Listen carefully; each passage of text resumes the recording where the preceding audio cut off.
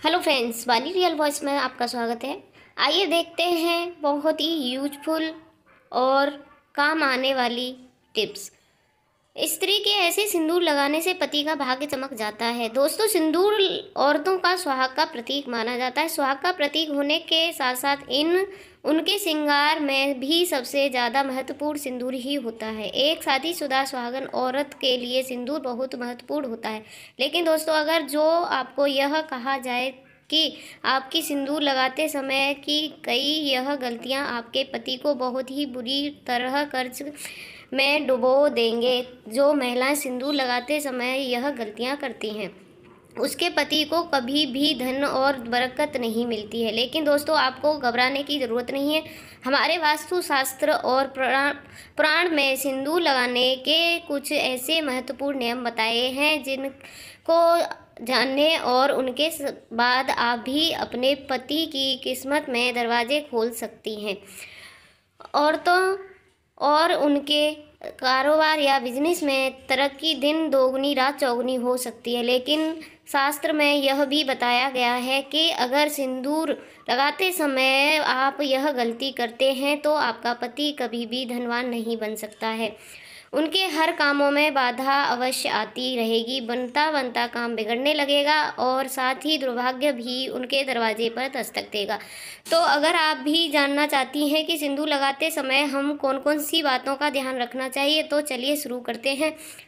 लेकिन उससे पहले अगर आप भी चाहते हैं कि माता लक्ष्मी का आशीर्वाद आपके ऊपर सदैव बना रहे, तो इस वीडियो को लाइक करें और आपके अपने चैनल वानी रियल वॉइस को सब्सक्राइब ज़रूर कर लें और कमेंट बॉक्स में जय माता दी ज़रूर लिख दें।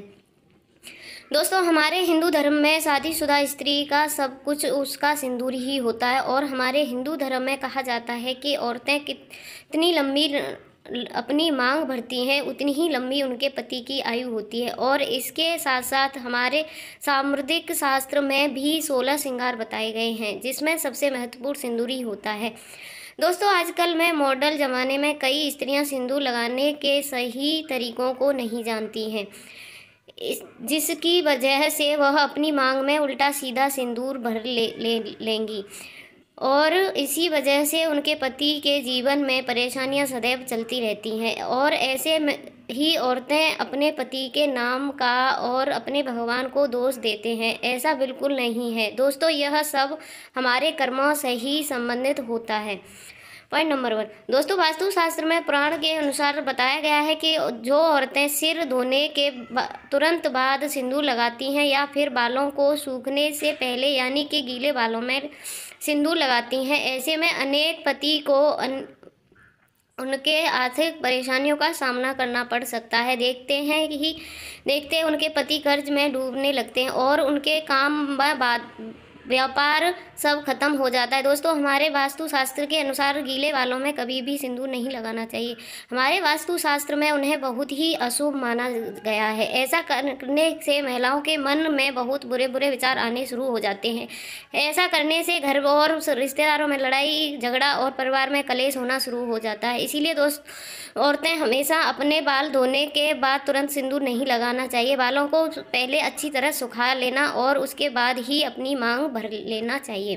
पॉइंट नंबर 2 दोस्तों, हमारे वास्तुशास्त्र और पुराणों कथाओं के अनुसार बताया गया है कि सिंदूर लगाने समय हमें किन बातों का ध्यान अवश्य रखना चाहिए। दोस्तों, स्वास्थ्य के अनुसार औरतों को हमेशा नाक की सीधी ही लंबा सिंदूर लगाना चाहिए। जितना लंबा आप सिंदूर लगाएंगे उतनी ही लंबी आपके पति की उम्र होगी और आपके पति के तरक्की के सभी रास्ते खुल जाएंगे। दिन दोगुने रात चौगुनी तरक्की होने लगेगी। अगर आपके पति के कारोबार में या व्यापार में मुनाफा नहीं हो रहा है तो इस उपाय को करके देखा, अवश्य ही आपको लाभ देखने को मिलेगा। आपको एक सिंदूर की डिबिया लेना है जिसमें सिंदूर रखना है और उसे अपने मंदिर में किसी भी जगह रख लेना है। और जब भी आप स्नान करके आए, अपने बाल सूखने के बाद उसे दिव्य से सिंदूर निकाल कर लगाना है जो कि आपने मंदिर में रखा हुआ है। ऐसा करने से आपके ऊपर सदैव आपके देवी देवताओं की कृपा बनी रहेगी। नंबर 3 दोस्तों, हमारे हिंदू शास्त्र में यह भी बताया गया है कि इस फैशन के दौरान महिलाएं अलग अलग बनावटी के कपड़े पहनने लगती हैं और उसी तरह सिंदूर भी अपने हिसाब से कैसे भी उनकी इच्छा होती है वैसे लगाने लगी हैं, जो कि बिल्कुल गलत है। सिंगल सिंदूर लगाते समय महिलाओं को यह बात का अवश्य ध्यान रखना चाहिए कि सिंदूर हमेशा नाक के सिधाई में लगाना चाहिए और जो औरतें टेढ़ी मांग निकालकर सिंदूर लगाती हैं उनके पति की कभी भी इच्छा और पूरी नहीं होती है और हर काम में उन्हें असफलता का मुंह देखना पड़ता है। दोस्तों, जो स्त्री अपनी मांग के सिंदूर को अपने बालों से छुपा लेती हैं, ऐसे में ऐसी स्त्रियों के पति को समाज के कभी भी समाज प्राप्त नहीं होता है। इसीलिए दोस्तों, कभी भी मांग में लगा हुआ सिंदूर छुपाना नहीं चाहिए। बालों से और नाक के बिल्कुल सीधा सिंदूर लगाना चाहिए। ऐसा करने से घर में कलेश नहीं होता है। पॉइंट नंबर 4 दोस्तों, हमारे वास्तुशास्त्र के अनुसार माना जाता है कि अपनी सिंदूर को किसी भी औरतों के साथ नहीं बांटना चाहिए और ना किसी को देना चाहिए। अक्सर देखा गया होगा, औरतों को आदत होती है कि वह अपना सिंदूर दूसरी औरतों को लगाने के लिए दे देती हैं, या फिर कोई औरतें जिसके पास सिंदूर खत्म हो गया है तो वह दूसरी औरत के जाकर मांग लेती है और अपनी मांग भर लेती है। अगर जो आप ऐसा भी करती हैं तो यह गलती करना आज से छोड़ दें, नहीं तो दोस्तों आपके पति का सौभाग्य आप खुद ही दुर्भाग्य में बदल देंगे। वास्तुशास्त्र के अनुसार सुहागिन औरतों को अपने 16 श्रृंगार को किसी के साथ नहीं बांटना चाहिए और ना किसी को मांगने पर देना चाहिए। किसी के मांग कर सिंदूर लगाना चाहिए। ऐसा करने से आपके घर दुर्भाग्य आता है। अगर जो आप भी अपनी बिंदी या फिर सिंदूर या 16 श्रृंगार में से कोई चीज़ किसी को देती हैं तो आपका सौभाग्य आपके से पास से चला जाएगा। अगर मांगना ही है तो कोई छोटी मोटी चीज़ मांग सकते हैं, लेकिन बिंदी और सिंदूर एक सुहागन के लिए महत्वपूर्ण चीज़ होती है। इसीलिए अपना बिंदी और अपना सिंदूर किसी को भी ना दें। पॉइंट नंबर 5 दोस्तों, हमारे वास्तुशास्त्र में यह भी कहा गया है कि किसी भी त्यौहार के मौके पर खुद सिंदूर नहीं लगाना चाहिए, अपने पति के हाथों से सिंदूर लगवाना चाहिए। यह बहुत शुभ माना जाता है। करवा चौथ, दिवाली या कोई भी त्यौहार पर अपने पति के हाथों से सिंदूर लगवाना चाहिए। माना जाता है कि जिससे दोनों पति और पत्नियों में प्रेम बना रहता है और ऐसा करने से आपका सौभाग्य में वृद्धि होती है। पॉइंट नंबर 6 अगर आप एक काम कंजूस महिलाएं करती हैं जिनके लिए हर रोज़ सिंदूर लगाना मुमकिन नहीं है, तो आप इस बात का विशेष ध्यान रखें कि आपको तीज त्यौहार के मौके पर सिंदूर जरूर लगाना है। हमारे हिंदू धर्म में कई त्यौहार आते हैं रहते हैं। आपको इन सभी त्योहारों के दिनों में सिंदूर लगाना है। अगर हो सके तो आपको किसी भी तीर्थ स्थान या किसी मंदिर या किसी पवित्र स्थान पर जाते समय सिंदूर अवश्य लगाना चाहिए। जिन महिलाओं की शादी नई हुई है उनको अपने सिंदूर की डिब्बी को संभाल कर मंदिर या किसी पवित्र स्थान पर रखना चाहिए। अगर जो आप सिंदूर की डिब्बी को मंदिर में रखते हैं तो उसका आपको बहुत ही लाभ देखने को मिलता है। उसे सिंदूर को लगाने के से आपके घर में कभी भी ग्रह क्लेश और संभावना नहीं रहेगी। आपके पति के कारोबार में लाभ देखने को मिलेगा। जिन महिलाओं के नई शादी हुई है उन्हें प्रतिदिन सिंदूर लगाना चाहिए। शादी के दिन से लेकर 108 दिन तक सिंदूर लगाना बहुत ही शुभ माना जाता है।